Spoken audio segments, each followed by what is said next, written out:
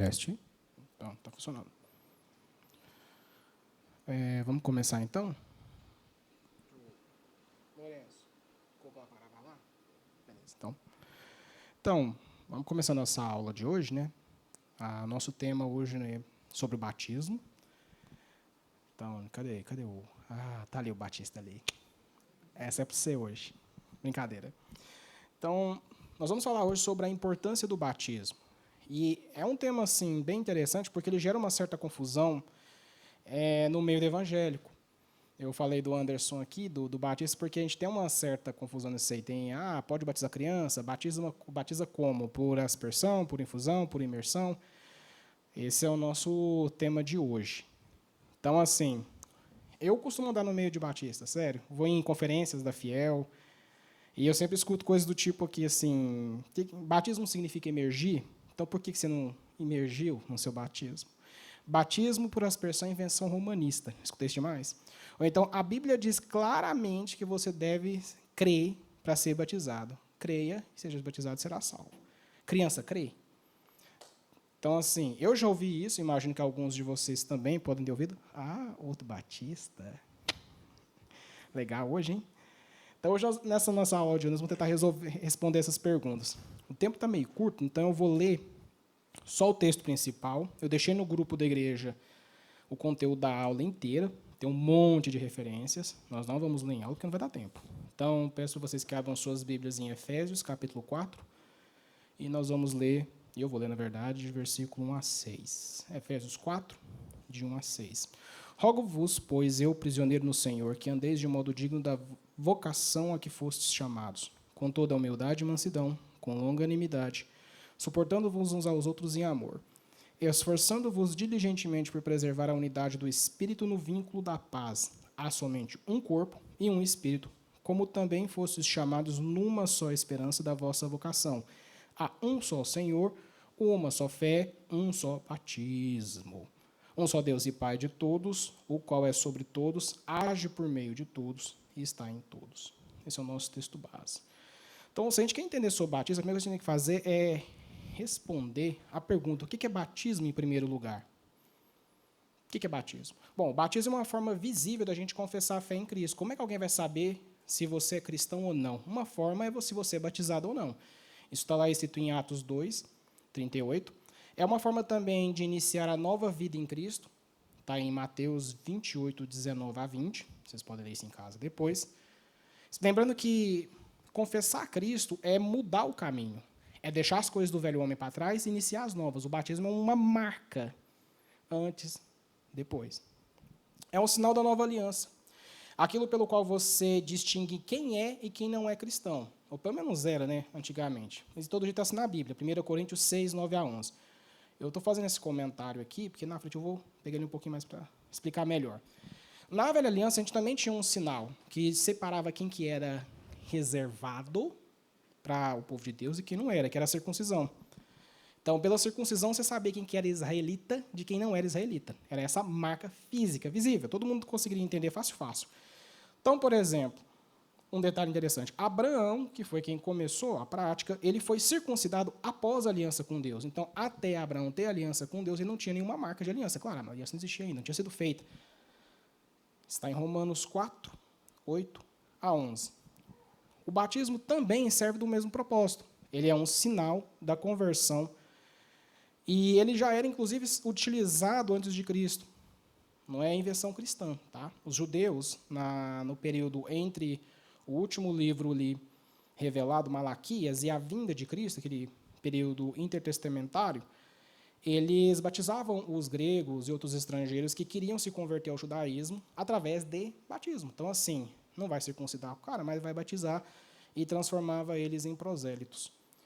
O batismo também foi utilizado por João, o João Batista, tá, gente, não o evangelista, como preparação para o Messias, está em Mateus 3, 1 a 6, e ele foi ordenado e expandido por Cristo. Marcos 16, 15 a 16. Lá, guarde bem essas palavras. Ele foi ordenado. Então é para cumprir. Então, resumindo, o batismo é só uma forma visível de você mostrar algo que não é visível, que é o selo da salvação. Eu não consigo olhar, por exemplo, o Lucas e falar assim: como é que eu vou saber se o Lucas é salvo?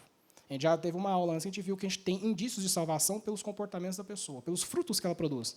Mas uma forma visível é, eu vi o Lucas sendo batizado, então ele é salvo. Espera-se que sim. Então, o batismo ele é um selo do crente. Tá, tem tempo. Mas e as crianças? Não precisa ser crente para ser batizado? Não é essa a ordenança bíblica? Creia e seja batizado? Tá, a Ana não está aqui, né? Mas pega a Ana, por exemplo, do pastor, filhinha, menininha do pastor Bernardo. Não dá para saber no que ela crê. Ela é recém-nascida, tem alguns meses de vida. Só que olha só uma coisa interessante. A gente já viu que quando a circuncisão foi dada para Abraão, ele primeiro teve que aceitar. Então, por exemplo, está escrito em Romanos 4, 8 a 11, quando a circuncisão foi dada, o sinal da aliança foi dado a Abraão, evidentemente ele não tinha, ele teve que aceitar aquele sinal por fé. Tá ok. Só que olha só outra coisa interessante. Era parte daqueles termos daquela velha aliança, inclui as crianças. Isaac foi circuncidado. Gênesis 17, 9 a 13. Isaac cria? Não, né? Provavelmente não, né? Detalhe, Cristo também foi circuncidado quando era pequeno, com 8 dias de vida. Também uma criança. Ok. Pedro, no seu sermão evangelístico, ele inclui os filhos dos crentes na promessa de salvação que a gente tem. Está em Atos 2, 38 a 39. E Paulo, escrevendo aos Colossenses, ele estabelece um paralelo entre o sinal da velha aliança, a circuncisão, e o sinal da nova aliança, o batismo. Também, Paulo, escrevendo aos Coríntios, ele descreve que Deus vê os filhos dos crentes como parte da aliança. Ele fala isso explicitamente em 1 Coríntios 7,14. Então, o que eu quero com isso aqui? Chegar nessa conclusão. Se na velha aliança as crianças estavam inclusas, se há um paralelo entre a circuncisão e o batismo, já viu que há um paralelo, se os filhos estão incluídos também na nova aliança, por que eu não posso batizar meu filho? Não precisa me responder, não, gente. Eu pergunto para vocês. Aí a gente tem os contra-argumentos. Aquela parte começa a ficar legal, né? Você está rindo aí, né? Ah, mas você não sabe se a criança será salva ou não. O batismo não é o selo de salvação? Sim. Mas eu te pergunto, você consegue me garantir que todo adulto batizado é salvo? A gente espera que sim. Mas quantos? A gente já não viu que foram batizados, veio na igreja, chorou e depois desviou, ou, vamos dizer mais sincero, voltou para o mundão. Quantos? Batismo não é evidência. Não, batizei agora, é certeza absoluta que eu estou salvo. E não era assim também na velha aliança. Não tem como garantir que todo circuncidado era salvo. Vamos olhar aqui. Primeiro, Deus se comprometeu a ser o Deus da descendência de Abraão, não de salvar toda ela. Está em Gênesis 17, já nos termos da aliança. Ele serei o Deus da sua descendência. Não quer dizer que eu vou salvá-la inteira. Ele prometeu agir com misericórdia para com a posteridade dos crentes, Salmos 103, 17, 18. Ele prometeu que a sua palavra, ou seja, o evangelho, a lembrança de gente, vamos mudar de caminho, não se apartará da descendência dos crentes, Isaías 59, 21. Isso aqui é particularmente fácil de entender quando a gente vê filhos descrentes de crentes.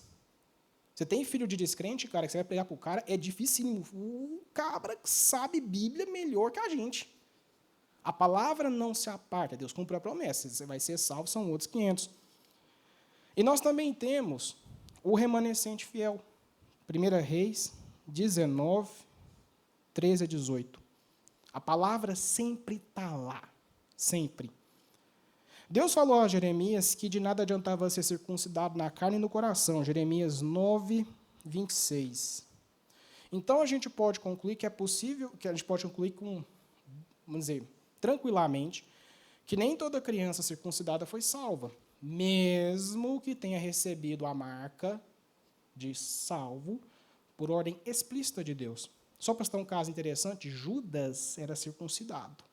E esse a gente tem certeza onde ele está. O próprio Cristo deu a sentença. Na nova aliança não é diferente. Paulo, em outro paralelo com a velha aliança, ele fala que nem todo batizado é salvo. Lembra, na velha aliança, nem todo circuncidado era salvo. A circuncisão do coração é que interessava. A mesma coisa aqui para nós. 1 Coríntios 10, de 1 a 5. O próprio Cristo, que foi quem instituiu o batismo, olha, é para vocês fazerem isso como marca do cristianismo, da religião. ele fala que nem todo aquele que confessa o Senhor de boca, que é um pré-requisito para a salvação, que é crer. Como é que o pastor, o presbítero vai saber se você pode ou não batizar? Você vai ter que falar para ele. Então, nem todo aquele que confessa de boca será salvo. Mateus 7, 21. Assim como nem todo mundo que opera milagres também é salvo. Isso aqui ainda é mais interessante. Mateus 7, 22 a 23. Porque, além de confessar operar um milagre, também não indica que a pessoa é salva. E nas aulas anteriores, a gente já viu o que mostra que alguém é salvo ou não. E nenhuma delas passava por batismo, ou por operar milagre, ou por falar. Faz parte? Faz, mas não é assim, ou somente com isso que você identifica quem é salvo. Revise as outras aulas. Nós vimos também nas outras aulas que Deus nunca nos coloca como os responsáveis pela aliança, pela salvação. E ainda bem, né? É Ele que nos escolhe, a gente já viu isso aqui. É Ele que nos vivifica, a gente já viu. Na última aula do Lucas, a gente viu que é Ele que nos salva. Então, a salvação é um ato de Deus, não um ato nosso. Então, como é que eu posso falar que, não, você batizou, certeza você é salvo. Você confessou a Cristo agora, certeza você é salvo. Pô, gente, a gente vê aí comunista falando de cristianismo, né? Brincadeira. Então, a questão nunca foi sobre nós. Ela nunca é sobre a nossa escolha, é sobre Deus e sobre a glória dele. Então, a partir desse pressuposto, quando eu entendo de que a salvação não depende dos meus atos, então não tem como eu dizer que o batismo, se o cara foi batizado porque ele disse que crê, necessariamente ele é salvo. Não subsiste numa análise bíblica, não subsiste. Aí fica difícil defender a questão, mas batismo é só para quem crê? Como é que você sabe quem crê? Então me dá um exemplo, então, de criança sendo batizada na Bíblia. E aí eu sou obrigado a responder com outra pergunta, né? Me dá um que não tem. Aí a gente fica naquela lá, se não tem, pode, se não tem, não pode. A gente não tem realmente, tá, gente, exemplo de batismo explícito de criança. A gente tem alguns casos de interesse, eu vou citar um aqui, e é um caso muito interessante, que é o caso de Lídia. Ele está descrito em Atos 16, 14 e 15. O caso de Lídia é interessante porque é o seguinte, Paulo tinha ido para pregar na Macedônia, e lá Lídia estava numa reunião de oração de mulheres, e ela não era da Macedônia, ela estava lá numa viagem a negócios. E ela foi batizada com toda a sua casa, então ela estava sozinha. Aí você faz umas perguntas, mas por que o marido dela não é citado? Cita apenas Lídia. A gente tem um outro caso de uma mulher que também é citada antes do marido, Priscila e Áquila, e o marido é citado. Por que nesse caso não? Essa é a primeira pergunta para fazer. Se toda a casa foi batizada, por que ele não foi citado? Sendo que o padrão bíblico era citar o casal. A outra pergunta que você pode fazer, mas aí já é uma questão de interpretação de contexto, ela estava numa viagem de negócio na Macedônia. Gente, eu estou falando do primeiro século. Qual que era a chance da mulher estar viajando sozinha a negócios? Ou, principalmente, por que ela estaria fazendo isso? Você está falando que não pode? Não, estou falando que não pode. Estou falando, olha o contexto. Me traga exemplos de que isso acontecia com frequência. Você não vai achar. As condições eram muito mais difíceis do que hoje. Então, se ela está fazendo aí, e lembrando que ela era judia e que a lei judaica já provê proteção para as mulheres em vulnerabilidade, assim como os órfãos também, então era muito provável que se ela estava viajando a negócios, é porque ela precisava se sustentar e provavelmente tinha filhos pequenos. Agora, novamente, isso está escrito na Bíblia? Não. Isso é uma interpretação do contexto. O fato ali Lídia foi batizada com toda a sua casa, toda, sem exceção, e nenhum marido foi citado nesse processo. Mas isso é invenção de católico. Será? Ô, pastor. Vamos dar uma analisada, usando o mesmo método que a gente usou na última aula, para saber se algo realmente é invenção romanista ou se tem uma outra base. Você volta mais perto ali dos tempos apostólicos. E aí, a gente tem uma coisa interessante, tem pelo menos um autor dos tempos apostólicos, Policarpo, e ele fala explicitamente com relação a discípulos desde o nascimento. Como assim, discípulo desde o nascimento? Você não tem que se crer para ser batizado? Se você seguir por essa linha, você vai crescer sua vida, entrar mais na fase adulta, aí você vai crer, ser batizado. Então, você tem um marco aqui na sua história. Não, mas calma, ele falou que tinha gente que era discípulo desde o nascimento. Como? Pergunta boa para responder. Os cristãos do segundo e terceiro século mencionam explicitamente o batismo infantil. Eu não trouxe o nome dos autores aqui, mas depois, quem tiver curioso pode me perguntar, eu vou te falar. Fulano, Beltrano falava, e o que falava. Então, razoavelmente perto dos apóstolos tinha gente falando disso. E lembrando que na aula passada a gente viu que a maior parte das coisas que são caracterizadas como invenção romanistas não começam no primeiro século, nem no segundo, nem no terceiro, começa no quarto. É no quarto que a coisa começa a ficar esquisita. Então, a gente pode concluir razoavelmente bem de que a igreja primitiva batizava crianças. As evidências levam a crer nisso. Então, vamos fechar esse bloco. Não parece haver uma base sólida para a gente negar o batismo infantil. Não tem na Bíblia, e nem muito menos ao longo da história da igreja. Da mesma maneira, a gente também não tem uma ordenança, tá? Mandando batizar as crianças. Não tem. Então, por exemplo, você não quer batizar o seu filho, não batize, isso não é pecado.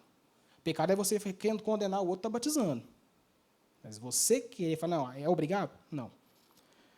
Então, já adiantei a pergunta que eu ia fazer aqui, né? Devo ou não batizar meu filho? Vai da sua consciência. Romanos 14 traz a questão do instrumento do pecado de consciência. Ele está falando lá sobre relação a comer ou não comer carne. E comer carne, evidentemente, não é pecado. Mas, naquele contexto em que ele estava escrevendo lá, Paulo, tinha gente que considerava que era. E ele fala o seguinte, olha, Deus criou o alimento. Então, se na sua consciência você está achando que é pecado comer, não faça. Pecado de consciência. É algo que Deus não considera pecado, mas você, por algum motivo, acha. Agora, se você não faz, não tem de empurrar isso goela abaixo em alguém. Apenas Deus vai depender o que é pecado para a igreja, não a gente. E o último argumento aqui é batismo é imergir, no palavra grega, né? De fato, realmente, a palavra batismo ela deriva de um verbo grego que eu acho que a pronúncia é bapto. Eu não sei grego, viu, gente? Eu acho. E entre os seus vários sentidos, um é imergir. Mas aí a pergunta é, esse é o único sentido? Esse aqui é interessante, porque uma vez eu peguei, não sobre esse termo específico, era uma outra questão que eu até tinha levado para o Bernardo, sobre um termo naquela cura que Cristo fez com o rapaz que era o auxiliar do centurião. E aí tinha uma interpretação, o termo usado por rapaz tinha 3 significados distintos, cada um com um contexto mais provável do que o outro. E tinha um contexto em específico, em que tinha um grupelho falando que era o sentido real e que a igreja estava traduzindo errado. Aí eu perguntei para o Bernardo na época, ele mostrou os significados, e a gente foi analisar, e no final das contas não fazia sentido o argumento dos caras. Então, tomem muito cuidado quando vocês pegam um termo grego e ele tem vários sentidos. Dá uma olhadinha nos textos em que ele aparece e vê o sentido.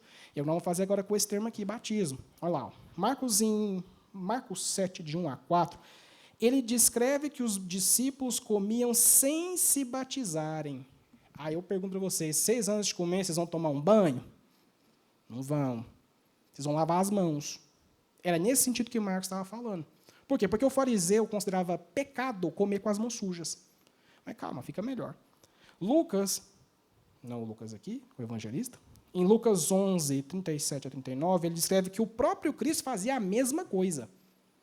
Comer com a mão suja. Viu, mãe? Quando você briga comigo, fazendo isso, Cristo fazia, viu? E o termo usado lá, também no grego, é batizar. Cristo não se batizava para comer. Nossa, que escândalo. Então, olha aqui, gente, pelo menos 2 casos aqui, o termo batismo está ligado a imergir, está ligado à purificação. E esse é um ponto interessante, lembrem disso, purificação. Porque na velha aliança, purificação com água já acontecia. Então, por exemplo, a gente tem em Números 8, 7, Números 19 e 11, ordenanças de purificação através da água. E era por aspersão. Especialmente esse aqui, Números 8, 7, está falando explicitamente para aspergir. Vem para cá. Da mesma maneira, em Ezequiel 36, 25 a 27, Deus fala o seguinte, que ele aspergirá água sobre o povo dele para os purificar, e então enviará o seu Espírito. O cumprimento dessa promessa veio ali no Pentecostes, tá? Quando Deus manda o Espírito Santo para poder habitar entre nós. A Bíblia fala também, explicitamente, que o sangue de Cristo nos foi aspergido. 1 Pedro 1, versículo 2. Fazendo uma referência clara ao sangue do Cordeiro da Velha Aliança, que depois que ele era morto, o sangue era aspergido no altar. Levítico 16, 14 a 15. Não acaba aqui. Paulo também descreve o batismo aos Coríntios, em 1 Coríntios 6, 11, como um símbolo para a purificação do crente pelo sangue. Diz que, lembre, o sangue de Cristo foi aspergido sobre nós. E Paulo está falando, vocês foram purificados por esse sangue que lhes foi aspergido. Então, vamos fazer um silogismo básico aqui.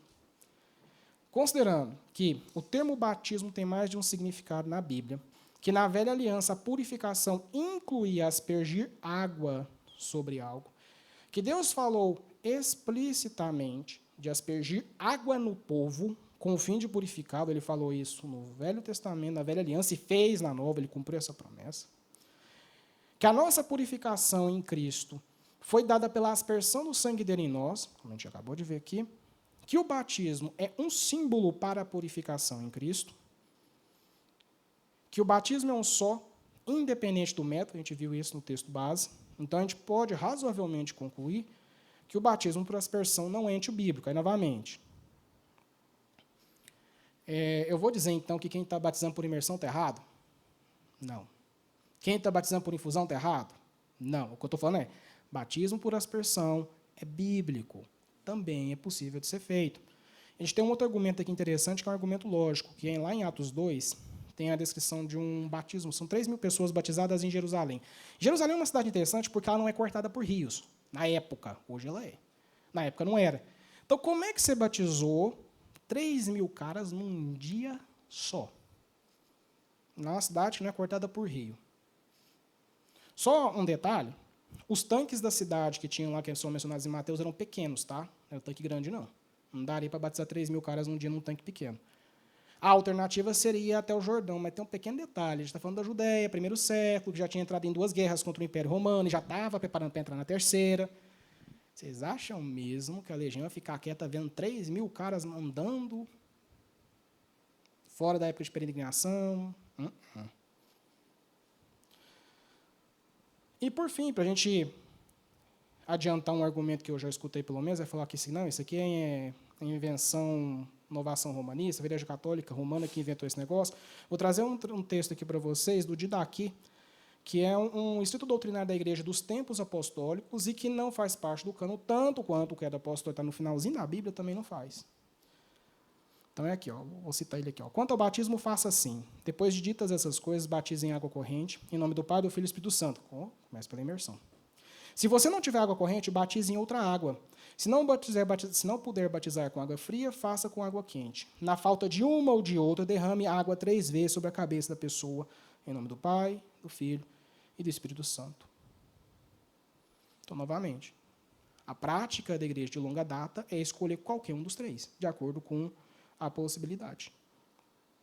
Então, concluindo aqui, essa lição ela é rápida, e já está estourando o tempo também. O batismo é só uma forma visível e pública da gente confessar a fé em Cristo. É necessário para todo cristão, tá? Então, se você é crente e não se batizou, batize-se. E essas divisões que a gente tem com relação a batizar criança ou não, e método de batismo, gente, vamos largar isso de mão. Não precisa. Eu não tenho como dizer biblicamente que um método é errado e o outro está certo. Todos estão certos. Escolha o que você quer. Vai da sua consciência. E é isso aí. Nossa aula acabou. Essa aula era rápida. Perguntas? Batista? Então, vamos orar então? Pai, obrigado pela tua misericórdia de nos trazer até aqui e nos ensinar. Eu te peço, Pai, para que essas questões menores, ó Pai, que terminam por importunar a sua igreja, possam desaparecer com o tempo, ó Pai. Conceda-nos, ó Pai, o espírito de união, para que a gente entenda o que realmente é importante e não ficamos nos prendendo com essas picuinhas, coisas menores, com as quais nem o Senhor se importa. Em nome do Senhor Jesus, amém, Pai. Pô, você não quer desligar, não?